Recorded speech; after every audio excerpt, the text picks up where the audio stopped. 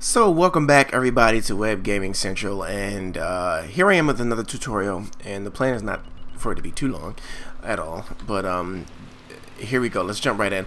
First things that you want to know about coal, as with all the other resources, you know, you have to make sure you have a deposit in your city.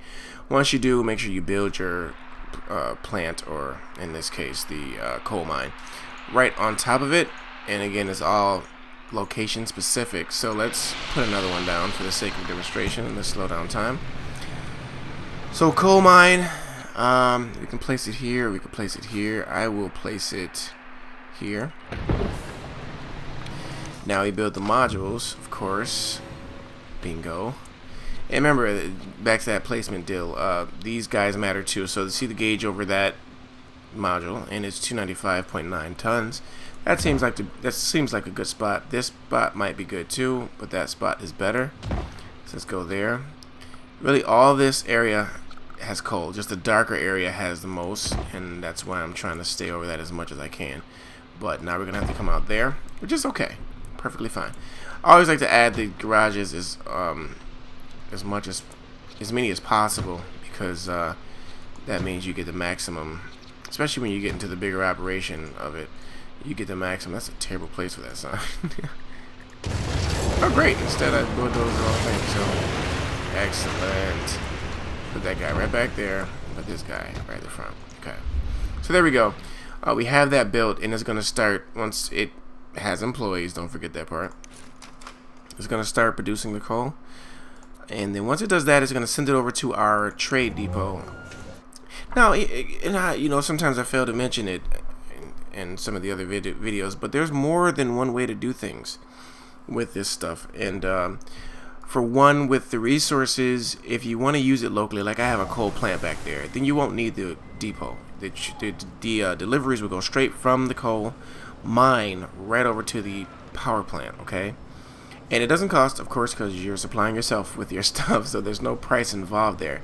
Just make sure you have accept local deliveries, local coal deliveries on your power plant, and you're good.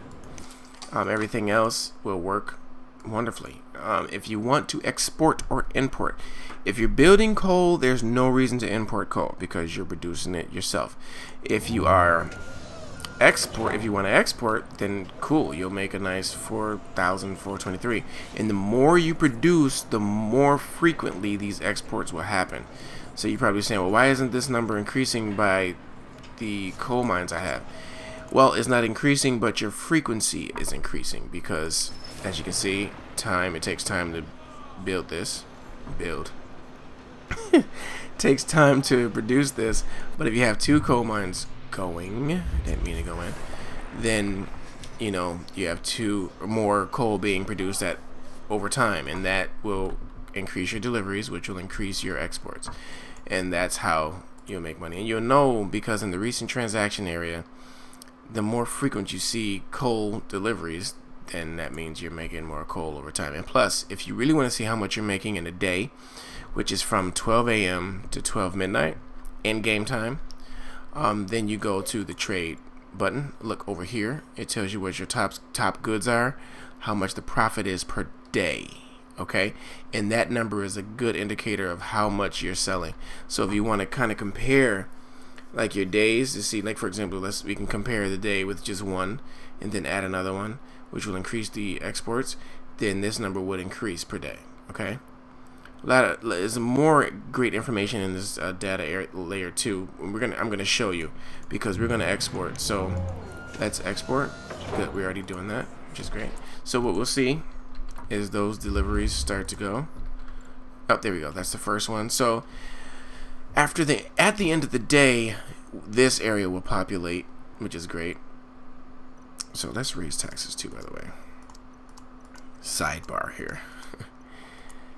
Totally unrelated to the video, but we're gonna do it. Anyway, oh yeah, some other information that you want to know, and I'm actually gonna I'm gonna do another video after this one about smelting and all that, because these things are, and also the advanced coal mine, but these things are also tied to the ore mine. So the ore mine and the coal mine can work together, or you can build them separately and still be able to manage these guys. The only thing is this guy. Only thing is, for this guy, you'll need both ore and coal. So if you have a city where you want to really start developing alloy and metal, you probably want to have a city that produces both ore and coal, or just import one or the other. So just a little bit of extra information for you there. And there you go. So it updated. Normally it will update if it doesn't. Let me see here. Let's see what this does. Okay, they get on. It's gonna take a whole day worth of profits and then tally it up here. Okay, but if you hover over it, it'll tell you how many exports you do per day. That's another indicator of how frequently your shipments go out, which is good. Okay.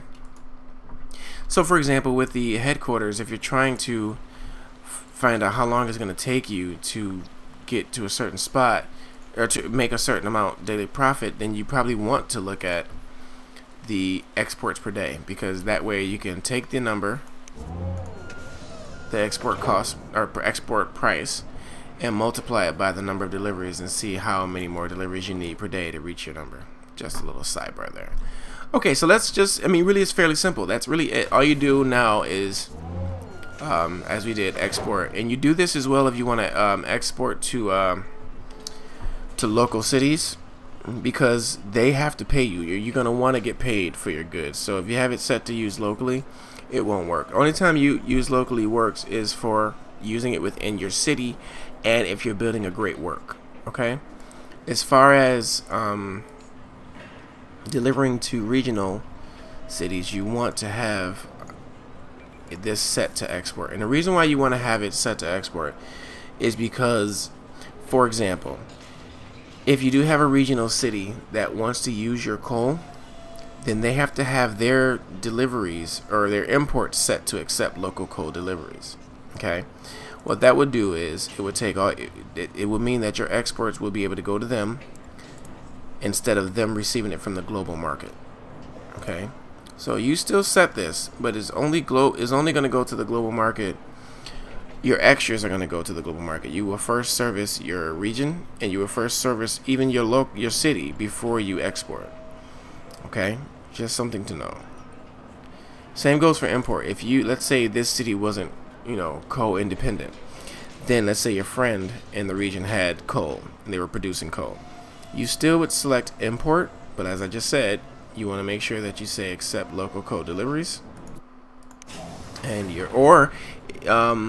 if you want to just forego the trade depot, then you would just need your coal plant and just say accept local coal deliveries, and you will still receive the local coal deliveries from your region. But then you may ask, why then do I need to set this to import? Well, that's only with the trade depot, obviously. But if you have just the coal power plant, all you need to do is set this to accept local coal deliveries.